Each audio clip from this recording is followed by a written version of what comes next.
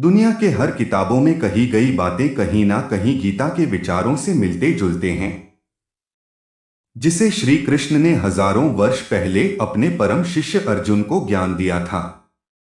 यही कारण है कि गीता को विवेक और ज्ञान की जननी कहा गया है। गीता में 700 श्लोक है। यह सभी श्लोक प्रेरणादायक है।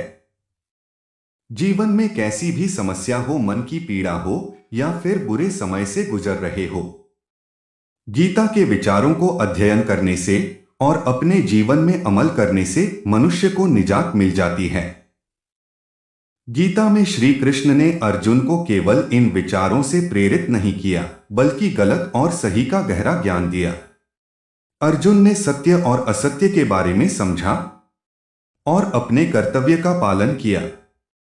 मित्रों, श्री कृष्ण ने कहा है, जैसे सूर्य चंद्रमा में कोई भेद नहीं है, वक्त आने पर दोनों ही चमकते हैं, वैसे ही हर मनुष्य वक्त आने पर ही चमकता है।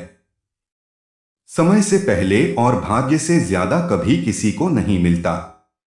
अगर किसी परिस्थिति के लिए आपके पास सही शब्द नहीं है तो सिर्फ मुस्कुरा दीजिए। शब्द उलझा सकते हैं, पर मुस्कुराहट हमेशा काम कर जाती है।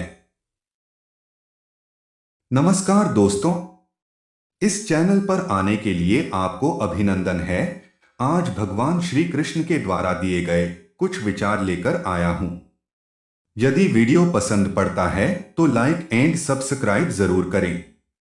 लोग कीचड़ से बच के चलते हैं ताकि कपड़े खराब ना हो जाएं, और कीचड़ को यह घमंड होने लगता है कि उससे डरते हैं। हमारे इर्द गिर्द भी कुछ लोग इसी गुरूर में रहते हैं।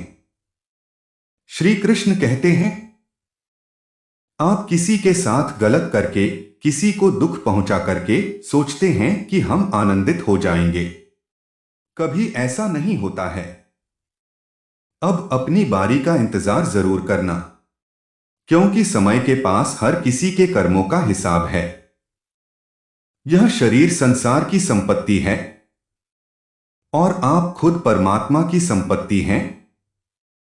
शरीर का काम संसार की सेवा करना है और आपका काम भगवान का भजन करना है।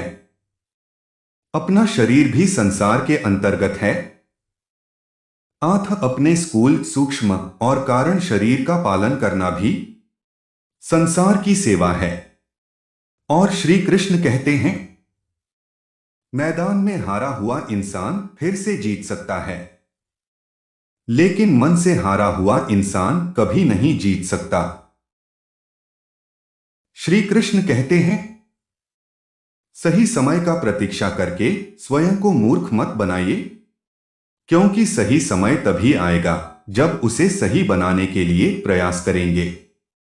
माधव कहते हैं, सौभाग्यशाली होते हैं वे लोग जिन्हें समय और समझ एक साथ मिलती है, क्योंकि अक्सर समय पर समझ नहीं आती, और जब समय आती है तो समय हाथ से निकल जाती है।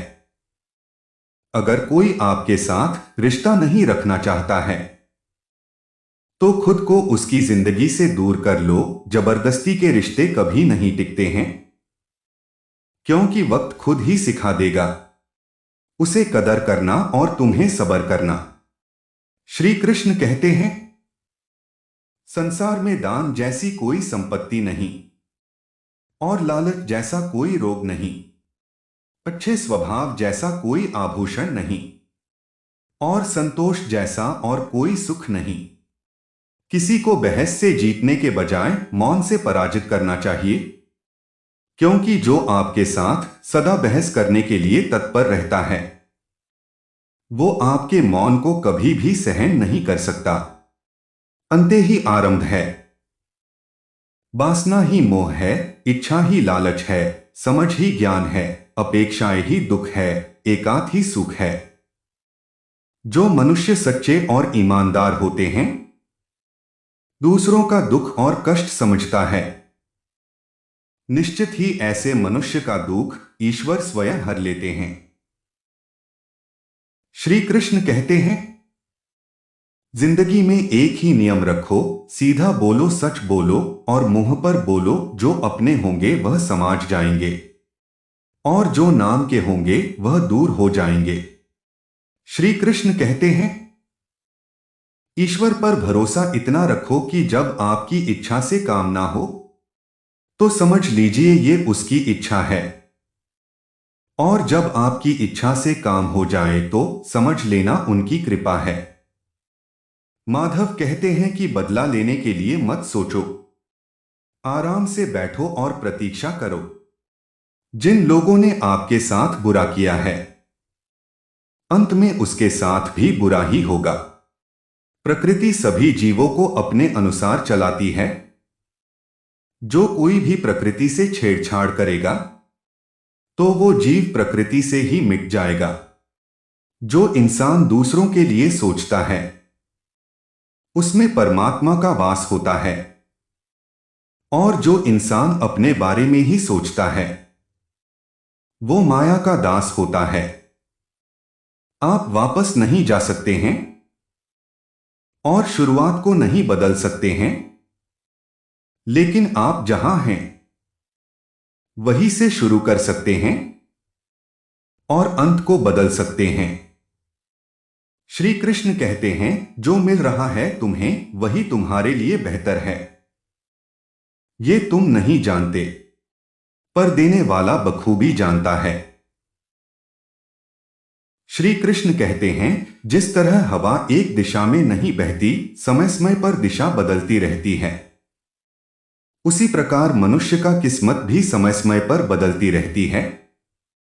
इसलिए समय खराब हो तो परेशान नहीं होना चाहिए, बस सही समय का इंतजार करें, क्योंकि समय जरूर बदलेगा।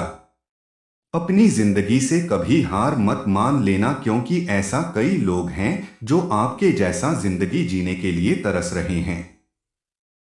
एक बात हमेशा याद रखना, आईने में मुख और दुनिया में सुख होता नहीं है, सिर्फ दिखाई देता है।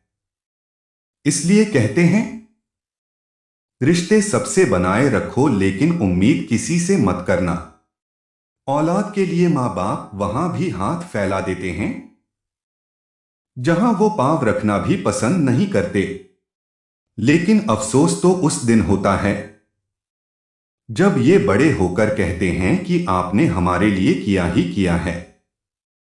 श्री कृष्ण कहते हैं, जीवन में कभी भी उस व्यक्ति को प्राथमिकता मत दो जो तुम्हें केवल विकल्प समझता है। गीता में कहा गया है, 100 काम छोड़कर भोजन करना चाहिए, 1000 काम छोड़कर स्नान करना चाहिए, लाख काम छोड़कर दान करना चाहिए और करोड़ों काम छोड़कर भगवान का स्मरण करना चाहिए। गीता में लिखा हुआ है, जब परिवार का सदस्य दुश्मन लगने लगे और पराये अपने लगने लगे तो समझ लेना विनाश का समय निकट आ चुका है।